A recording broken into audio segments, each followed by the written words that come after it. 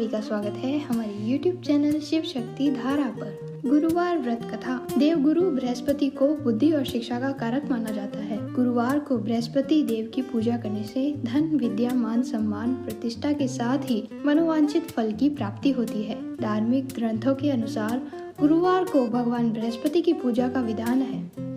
गुरुवार के दिन व्रत और कथा सुनने से घर परिवार में सुख समृद्धि बनी रहती है। कथा के अनुसार प्राचीन काल की बात है। किसी राज्य में एक बड़ा प्रतापी और दानी राजा राज करते थे। वह हर गुरुवार को व्रत रखकर दीन दुखियों की मदद करके पुण्य प्राप्त करता था, परंतु ये बात उसकी रानी को अच्छी नहीं लगती थी। वह न तो व्रत करती थी, न ही दान पुण्य में विश्वास रखती थी। इतना ही नहीं, वह राजा को भी ऐसा करने से मना करती थी। एक समय की बात है, राजा शिकार खेलने के लिए वन गए। घर पर रानी और दासी थी। उसी समय गुरु बृहस्पति देव साधु का रूप धारण कर राजा के दरवाजे पर भिक्षा मांगने आए। साधु ने जब रानी से भिक्षा मांगी तो वह कहने लगी, हे साधु महाराज, मैं इस दान और पुण्य से तंग आ गई हूँ। आप कोई ऐसा उपाय बताएं जिससे कि सारा धन नष्ट हो जाए और मैं आराम से रह सकूं। इतना सुनकर बृहस्पति देव ने कहा, हे देवी, तुम बड़ी विचित्र हो। संतान और धन से कोई दुखी होता है? अगर अधिक धनी है तो इसे शुभ कार्य में लगाओ, कुंवारी कन्याओं का विवाह कराओ, विद्यालय में बाग बगीचों का निर्माण करवाओ, जिससे तुम्हारे दोनों लोग सुधरेंगे। परंतु साधु की इन बातों से रानी को खुशी नहीं हुई। उसने कहा कि मुझे ऐसे धन की आवश्यकता ही नहीं जिसे मैं दान दूं और जिसे संभालने में मेरा सारा समय नष्ट हो जाए। तब साधु ने कहा, अगर तुम्हारी ऐसी इच्छा है तो मैं जैसा तुम्हें बताता हूँ तुम वैसा ही करो। गुरुवार के दिन तुम घर को गोबर से लीपना, अपने बालों को पीली मिट्टी से धोना, राजा से हजामत बनाने को कहना, भोजन में मांस मदिरा का प्रयोग करना, कपड़े धोबी के यहाँ धुलवा देना। इस प्रकार 7 बृहस्पतिवार करने से तुम्हारा समस्त धन नष्ट हो जाएगा। इतना कहकर साधु के रूप में बृहस्पति देव अंतर्धान हो गए। साधु की कही बातों को पूरा करते हुए रानी को केवल 3 ही बृहस्पतिवार बीते थे कि उसकी संपत्ति नष्ट हो गई। भोजन के लिए राजा का परिवार तरसने लगा। तब एक दिन राजा ने रानी से बोला कि हे रानी, तुम यहीं रहो, मैं दूसरे देश को जाता हूँ, क्योंकि यहाँ पर सभी लोग मुझे जानते हैं, इसलिए मैं कोई छोटा कार्य नहीं कर सकता। ऐसा कहकर राजा दूसरे देश में चला गया। वहाँ वह जंगल से लकड़ी काट कर लाता और शहर में बेचता।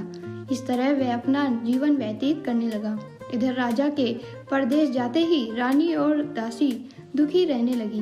एक बार जब रानी और दासी को 7 दिन तक भोजन के बिना रहना पड़ा तो रानी ने अपनी दासी से कहा, हे दासी, पास के ही नगर में मेरी बहन रहती है, वह बड़ी धनवान है, तू उसके पास जा और कुछ ले आ ताकि थोड़ी बहुत गुजर बरस हो जाए। दासी रानी की बहन के पास गई। उस दिन गुरुवार था और रानी की बहन उस समय बृहस्पतिवार व्रत की कथा सुन रही थी। दासी ने रानी की बहन को अपनी रानी का संदेश दिया, लेकिन रानी की बहन ने कोई उत्तर नहीं दिया। जब दासी को रानी की बहन से कोई उत्तर नहीं मिला तो वह बहुत दुखी हुई और उसे क्रोध भी आया। दासी ने वापस आकर रानी को सारी बात बता दी। ये सुनकर रानी ने अपने भाग्य को कोसा।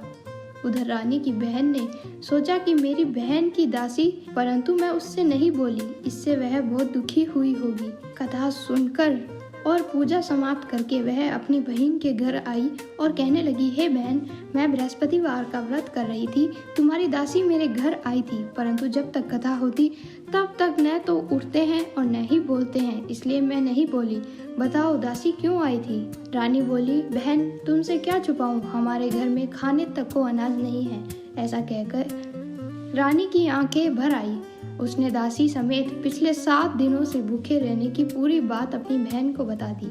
रानी की बहन बोली, देखो बहन, भगवान बृहस्पति देव सबकी मनोकामनाओं को पूर्ण करते हैं। देखो, शायद तुम्हारे घर में भी अनाज रखा हो। पहले तो रानी को विश्वास नहीं हुआ, फिर वह बहन के आग्रह करने पर उसने अपनी दासी को अंदर भेजा तो उसे सचमुच अनाज से भरा एक घड़ा मिल गया। ये देखकर दासी को बड़ी हैरानी हुई। दासी रानी से कहने लगी, हे रानी, जब हमको भोजन नहीं मिलता तो हम व्रत ही तो करते हैं, इसलिए क्यों न इनसे व्रत और कथा की विधि पूछ ली जाए ताकि हम भी व्रत कर सके। तब रानी ने अपनी बहन से बृहस्पतिवार व्रत के बारे में पूछा।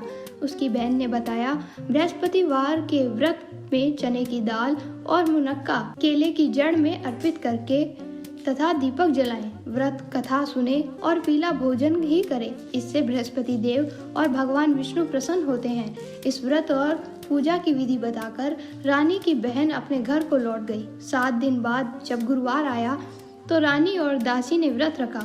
वह घुड़साल में जाकर चना और गुड़ लेकर आई, फिर उससे केले की जड़ तथा विष्णु भगवान की पूजा की। अब पीला भोजन की चिंता को लेकर दोनों बहुत दुखी हुई। चूंकि उन्होंने व्रत कर रखा था, इसलिए बृहस्पति देव उनसे प्रसन्न थे।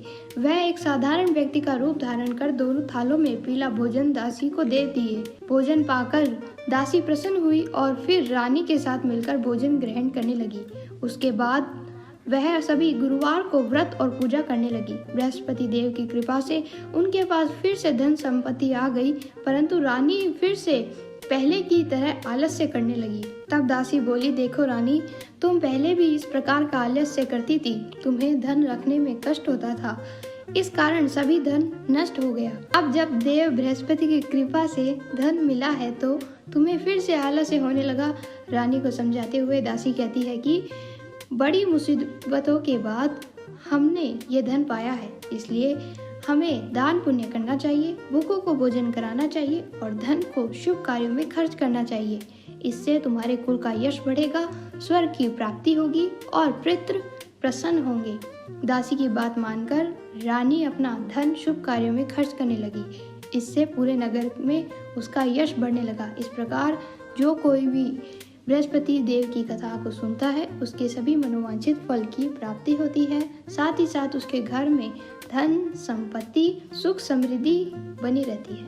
ओम नमः शिवाय।